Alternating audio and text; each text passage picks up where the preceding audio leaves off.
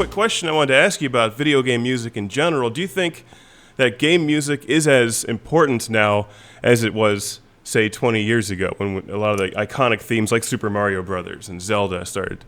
This is a great topic, a much debated subject, and a lot of people. Look, here's the reality: is that no matter how old you are, and this goes for any kind of music, not just video game music, but however old you are, you're always going to think and believe that the music you grew up on is the best music. Oh no, I never believed that. And that, Never. and that, yeah, right. And you say, "Oh, this music today is crap," and I can't believe they listen to this garbage, and my music's better, and so a lot of people kind of translate that to video games and say, you know what, the classic themes were the best. Mario, Zelda, Castlevania, Mega Man, Metroid, Tetris. Clearly, that stuff's the best. It's the most melodic. It's the most memorable. Video game music today, it doesn't capture that same thing, blah, blah, blah, blah, blah. And a lot of people say that. But here's the argument. Here's the other side of that biased opinion. And it's not, well, it's a little biased because that's the stuff you grew up on. But here's the reality that you need to take into consideration is that, yes, some of the greatest video game music of all time was written in the 80s and early 90s. This is true. It's also true that some of the worst video game music was written in the 80s and 90s, and I would even go as far as saying that there was a lot more crappy music than there was good. But the reality is, as we look back on our history, we only like to remember the Marios, and we forget about Jumpy Boy Goes to the Moon and how horrible it was and repetitive it was and crappy it was and cheesy it was. And now the same thing can be said of today. So it's easy to say Mario and all that stuff's great, but let me make a counterpoint and say Halo, Final Fantasy, Kingdom Hearts, God of War, Metal Gear Solid, and it goes on, and Warcraft, it goes on and on and on. And those pieces, the melody to Halo is just as memorable as Castlevania. To a lot of people. I go to the show, and there's a lot of young people, 13, 14 years old. They came to the show to see Halo or Warcraft, and that was it. They don't care about, they don't care about Mega Man and Street Fighter. They, this and that. So, again, I wanted to create a show for everybody, but music of today, and by the way, there's just as much crappy music being written today also as there is good music. So they say, what's better? What era had better music?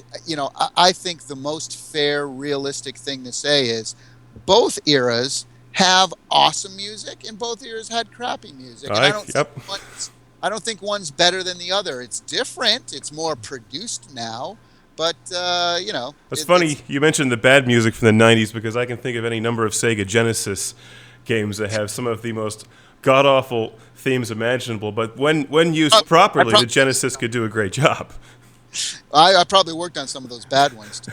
I love the Genesis. I mean, as a composer, I did the music for games like Earthworm Jim and Cool Spot and Terminator and Global Gladiators and Disney's Aladdin. I mean, we were really able. I love the machine to really get that punchy, beefy analog FM sound kind of working. And games like Streets of Rage on the Genesis were awesome. Sonic the Hedgehog, of course. So yeah, we remember the great ones, but like you said, there were some really annoying things. Oh yeah, there's some forgettable ones. Now, I guess it's probably a tough question to ask how you choose new songs to play from various games, but I was wondering if I could maybe recommend a few games that you might want to play. And in fact, in my set list spreadsheet that I was talking about earlier, I also have a whole separate page of all of the games that people, want me to put in the show and that I want to put in the show. Because at the show, Video Games Live, as you know, isn't just a concert or a show, but beforehand we have a kind of a pre-show activities like we have a Guitar Hero competition. That's how we decide the winner of that competition is the person who comes up on stage. In the costume competition. Contest, yeah. The year I went, Kratos from God of War won. It was that was awesome. It was hilarious. Did he like have his head shaved and all? He had like the whole body paint on. His head was shaved, but I think it was like 5 or 6 Links, a whole bunch of Marios and Luigis, and Kratos just towering above all of them. That's awesome. So yeah, the fans get so creative. It's so awesome.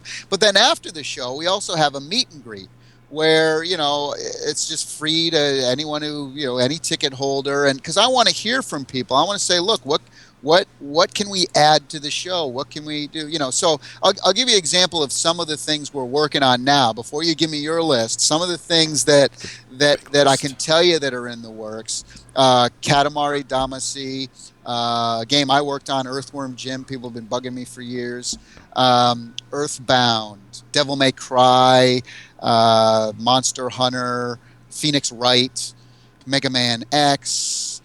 I can imagine people jumping up and down now while they're watching this with joy because everybody's got their favorite song, Yeah, Secret and Legend of Mana, more stuff from Final Fantasy. No one can never get enough of Final Fantasy.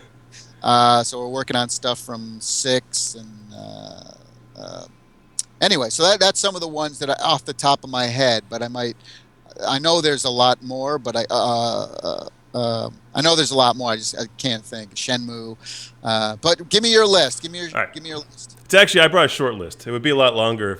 I brought a short list. He brings out like 7,000 papers. The first game would be Cosmic Carnage. Now I got to be honest. For the Sega 32X. 32X. Now for the 10 people who bought this game, they will be very happy when not only is it, but on the 32X, I think I was the only one who had one of those, me and you.